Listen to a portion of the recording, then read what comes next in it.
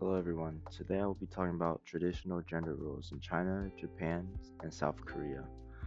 I choose these three countries because they share some similar cultural ideas, especially ideas connected to Confucianism and family relationships. However, each country also has its own history and its own way of dealing with gender roles. First, I'll explain what traditional gender roles are. Then I will talk about how Confucian ideas influence families in East Asia. After that, I will go through China, Japan, and South Korea one at a time. At the end, I'll compare the three countries and explain why some traditional expectations still exist today. The main point of my presentation is that life has changed a lot for both men and women, but some older ideas about marriage, work, parenting, and household work are still around. To start, I'll explain about what traditional gender role is. A gender role is the idea about how men and women are expected to behave in society. These ideas can affect who works, who takes care of children, who makes family decisions, and who is expected to do most of the work inside the home. Traditionally, men were usually expected to earn money and support the family.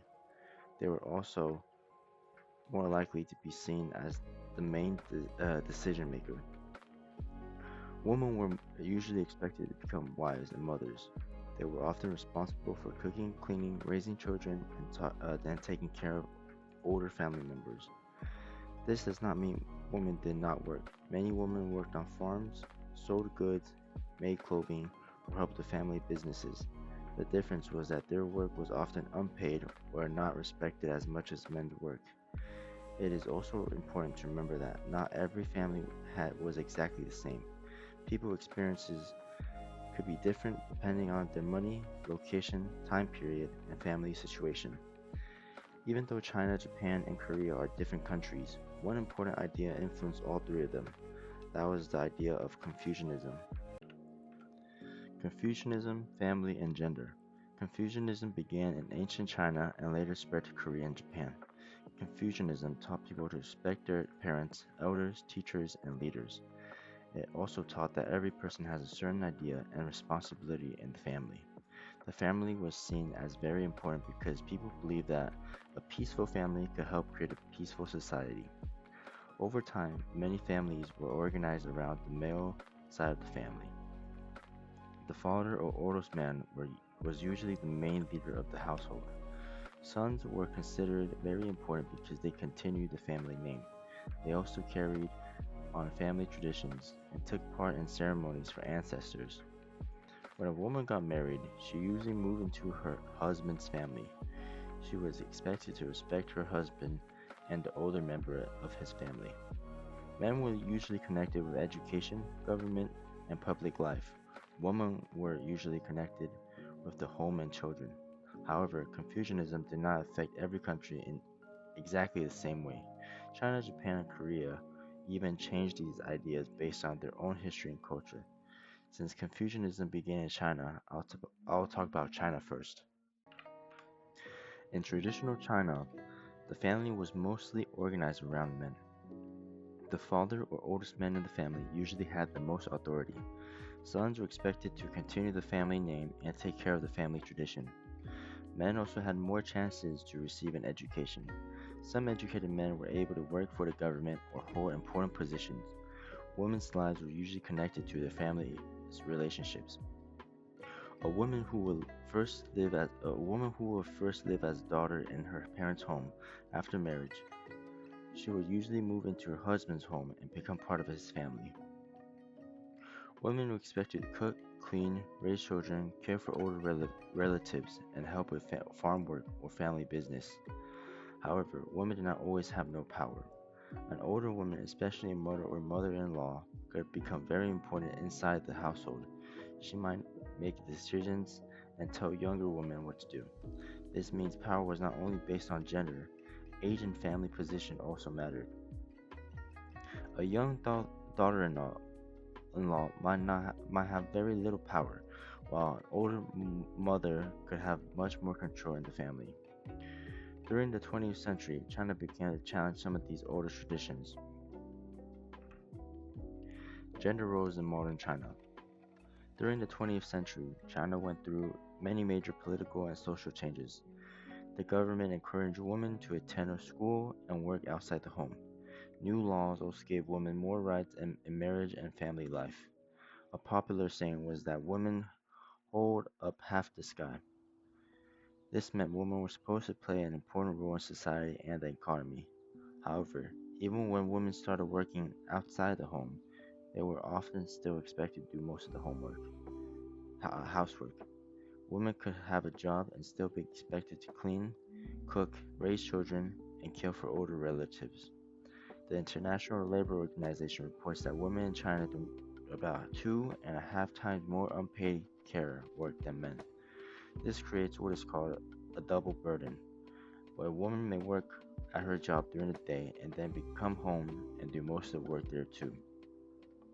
This can make it harder for women to work longer hours, earn promotions, or move forward in their careers. Modern China shows that changing laws is important, but laws do not always change family habits right away. Japan has also changed over time. It developed its own family system. In Japan, one important traditional idea was called the Ie system. The word Ie means household, but it meant more than just the people living in one home. It included the family name, property, reputation, ancestors, and future generations. The main leader of the household was usually a man. The oldest son was often expected to take over the household and continue the family name. Marriage is not always seen as only a personal choice between two people. It could also be a way to protect the family and continue the household. Women were usually expected to manage the home, raise children, care for relatives, and support the family. Like in China, an older woman could gain more influence as she become a mother or grandmother. Later, when Japan became more industrial and developed more businesses, men became strongly connected with company jobs. Women were expected to support their husbands, manage the home, and take care of the children. This helped create the image of the hardworking salaryman and the full-time housewife. The image became especially common after World War II. Gender roles in modern Japan. After World War II, many Japanese families, followed a model where the husband worked long hours and the wife managed the home. The husband was expected to earn the family's money. The wife was expected to handle the children, shopping, cleaning, and family budget. The wife could have a lot of control inside the home, but the husband's career usually comes first. Today, more Japanese women go to college and have professional careers. Many younger people also believe that men and women should share housework and children care more equally. However, traditional expectations still exist. Men still spend more time at paid jobs, while women usually spend more time doing housework and childcare.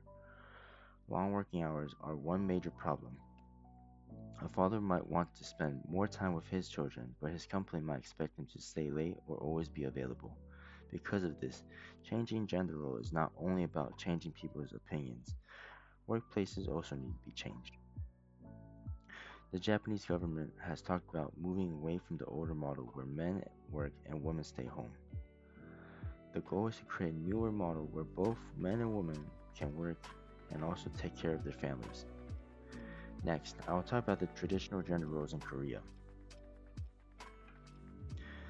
In Korea, Neo-Confucianism became very important during the Joseon dynasty. The Joseon dynasty lasted for about 500 years, from the late 1300s into the late 1800s.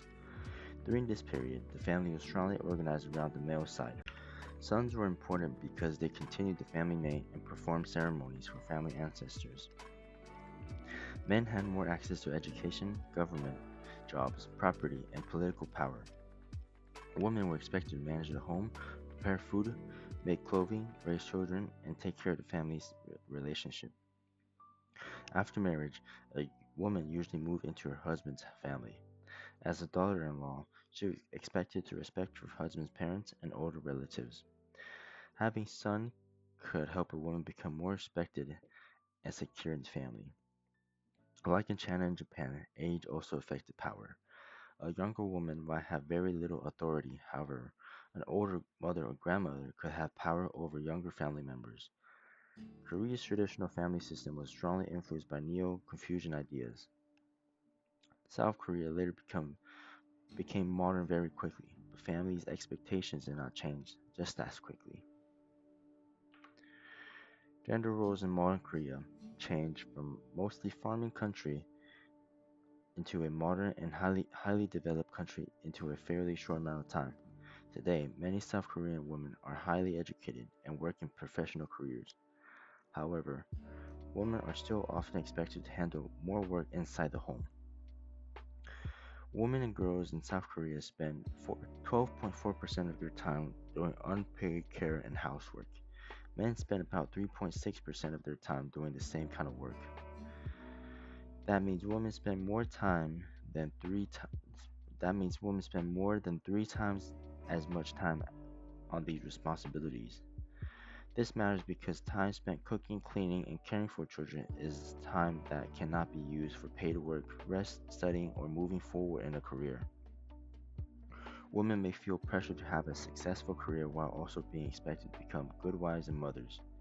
South Korea does offer parental leave for both mothers and fathers. However, some men may be afraid to take long leave because they worry that their bosses or co-workers will judge them.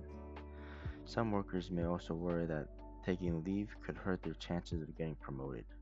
Many younger people in South Korea are now questioning traditional ideas about marriage, children, and family responsibilities. Now that I have explained all the three countries, I will compare them directly.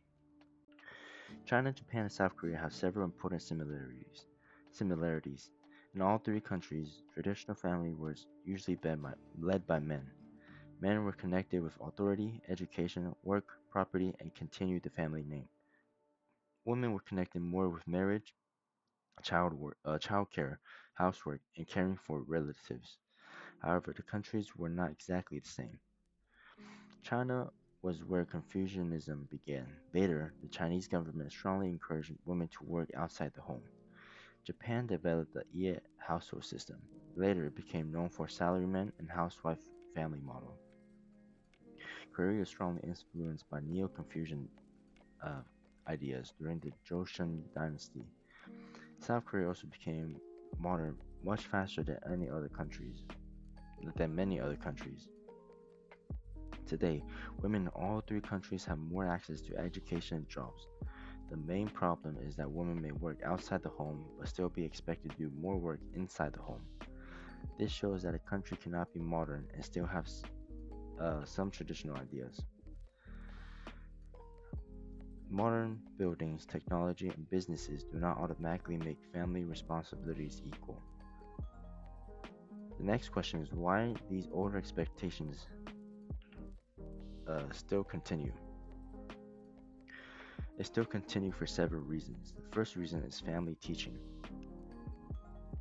Children learn by watching their parents, even if parents say men and women are equal. Children may still see the mother doing most of the cooking, cleaning, and childcare. Second reason is workplace culture. Some workplaces expect employees to work long hours and always be available. This is easier for a worker if someone else is taking care of the home.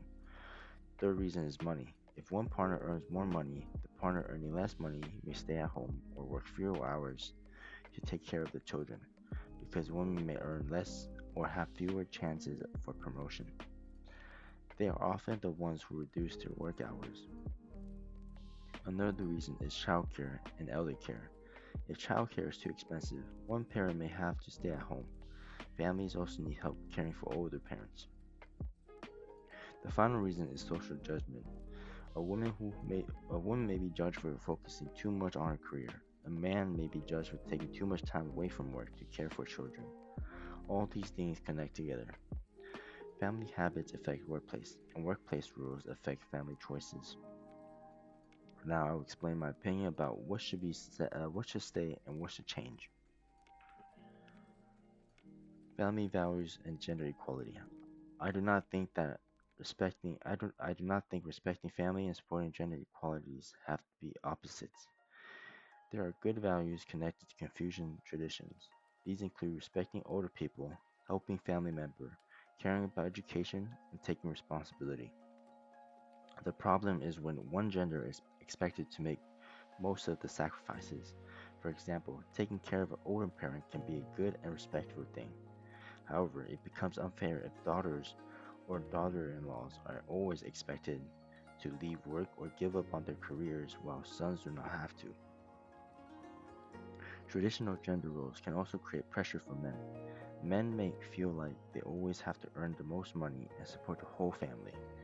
This pressure can make it harder for men to spend time with their children, show emotion, take parental leave, or choose a lower paying job they enjoy. Changing gender roles can therefore help both women and men. The goal should not be to get rid of family responsibility. The goal should be to share family responsibility more fairly. Cooking, cleaning, earning money, caring for children, and caring for older relatives should be divided based on what works best for the family, not only based on gender. This leads to my conclusion.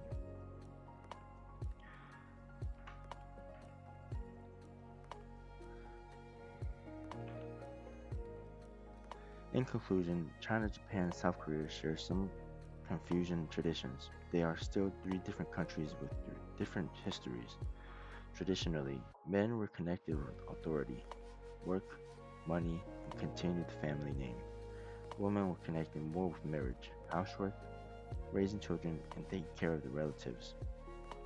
Over time, women gained more rights, education, and job opportunities. However, women entering the workforce did not automatically make responsibilities at home equal. Women in all three countries still tend to do more unpaid housework and care work than men. My main conclusion is that gender equality is not only about allowing women to attend school or have jobs, it is also about giving men a real chance to take part in childcare and family life. Families, workplaces, and governments all have a role in making responsibilities more equal. Traditional ideas are not completely disappearing. Instead, younger people are questioning them and deciding which tradition they want to keep and which one needs to change. Family can still be important without forcing men and women into separate roles. Thank you.